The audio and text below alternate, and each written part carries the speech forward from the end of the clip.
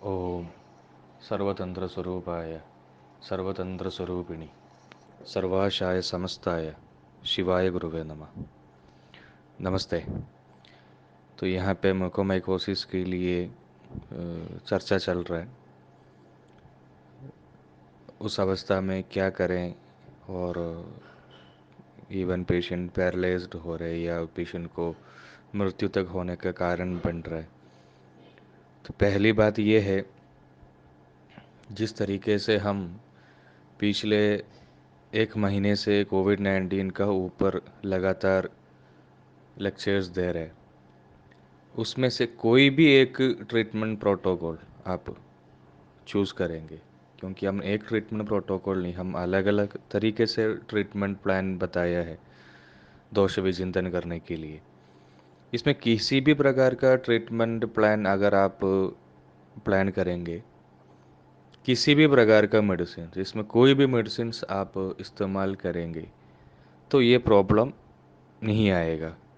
क्योंकि Ayurveda virus, bacteria, fungus, parasites, ये सभी चीज़ों के लिए कुल मिला के कृमि बोलते हैं। कृमि मतलब केवल एक वॉर्म्स के लिए नहीं बोलते, कृमि मतलब ये सब कृमि है। अथर्ववेद में दृष्टाः, अदृष्टाः, जो हम देख सकते हैं, जो हम नहीं देख सकते हैं, इस तरह के कृमि के बारे में बताते हैं। दृष्ट कृमि, अदृष्ट कृमि, उसमें भी अलग अलग कृमि को आज का समय में जो वायरस के लिए नाम देते हैं, इस तरह का अथर्ववेद में भी नाम है। अभी हम नाम देख के समय हम कोविड-19 वायरस बोलते हैं, सार्स और इन्फ्लुएंसा, इस तरह का अलग अलग नाम हम बताते हैं, HIV। तो इस तरह का HPV, इस तरह का अलग अलग HPV वगैरह के है कि उसका मेन सेम सिमिलर कृमि अथर्ववेद में बताते हैं। HPV, human papilloma virus, actually cervix cancer और यूट्रस कैंसर के लिए सबसे मेन कॉज है। और अथर्ववेद में इस तरह का कृमि के बारे में बताते भी है कि जो कृमि आपका गर्भाशय का डोर स्टेप में बैठकर जो आने वाला बीज को भी शुक्र को भी खाकर गर्भाशय के अंदर घुसने वाला कृमि, और उसका कारण भी ये जो पेट, जो ज़्यादातर लोग जो बिल्ली वगैरह को भी या डॉग्स वगैरह को भी करते समय, इसको भी अलग अलग कृमि के बारे में अभी हम सुनते हैं।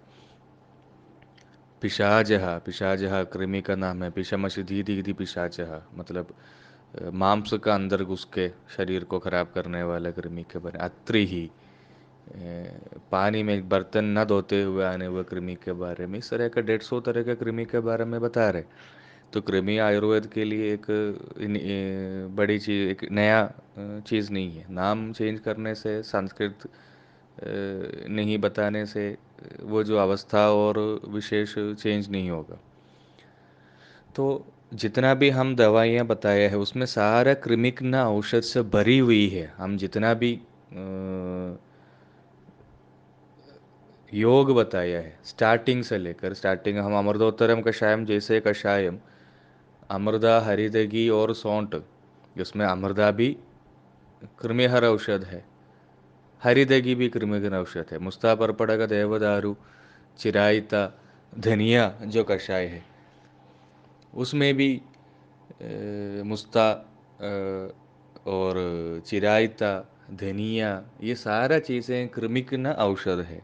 इसके अलावा पिप्पली, मारीचा, वाचा, विडंग और कूड़ज बीज, सालपर्णी, भारंगी, पुष्करमूल, धनिया, लाक्षा, बकुची, विल्वा, कंडघारी, षढ़ी, इस तरह का हर दवाई जो बताए सारे कृमिक न हर औषध है।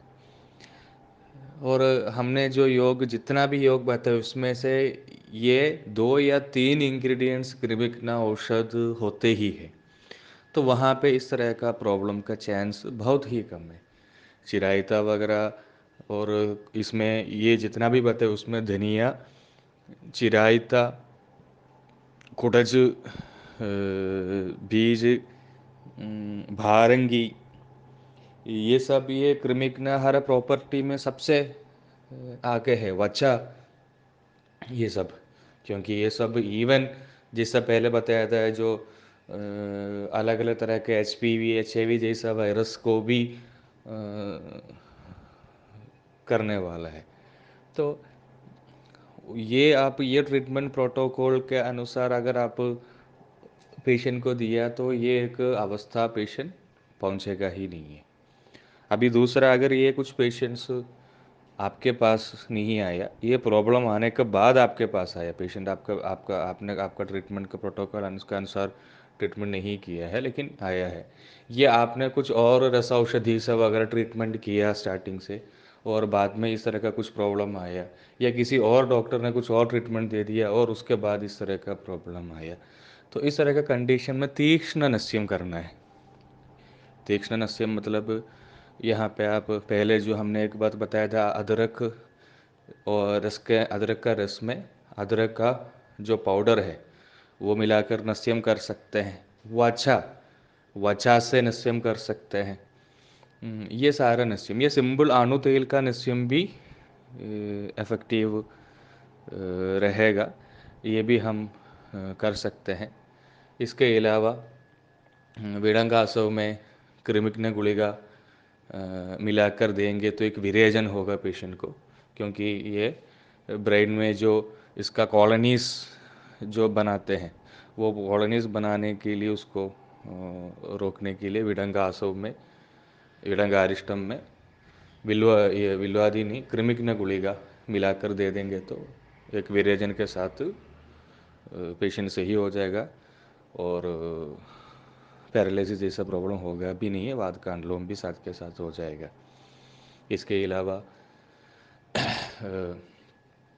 हमारा निर्गुंडी, निर्गुंडी का रस के साथ नस्यम कर सकते हैं, एक पोटेंशियल क्रिमिग्ना औषध है और वात को भी सही करेंगे, उसका नस्यम भी कर सकते हैं, उसका स्वरस पिला भी सकते हैं, विल्लो पत्र का स्वरस पिला सकते हैं और निर्गुंडियादि कषाय जो शास्त्रों का योग है वो दे सकते हैं।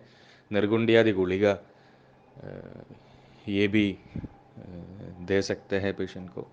और पहले जो बताया था त्रायंत्यादि कषायम वगैरह, इस तरह का कषाय का सेवन भी कर सकते हैं अवस्था का अनुसार। इसमें जो पेशेंट्स के लिए सूटेबल है वो आप पेशेंट को कर सकते हैं।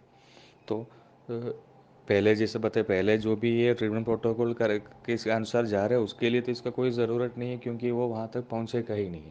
और हम सन्निबाधक जोरा कषाय का बात करेंगे जो हमने बता दिया था ईसा क्रिटिकल कंडीशन में देने के लिए। सन्निबाधक जोरा कषाय में एक 60% मेडिसिन आप उसमें इंग्रेडिएंट्स देखेंगे तो क्रिमिग्नाउशर है, सारे एंटीवायरल एंटीबैक्टीरियल प्रॉपर्टी वाला मेडिसिन है सन्निबाधक जोरा कषाय में।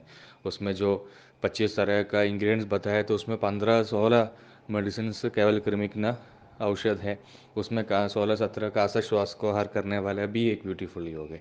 तो और भी जितना भी योग बताया है, मुस्ता परवड़ का देवदारू कषायम हो, दशमूल घटोत्तर देवदारू कषायम हो, अमृतोत्तरम कषायम हो, कोई भी कषाय आप ले लेंगे तो ये सारा क्रिमिग्ना हरा औषध ही है।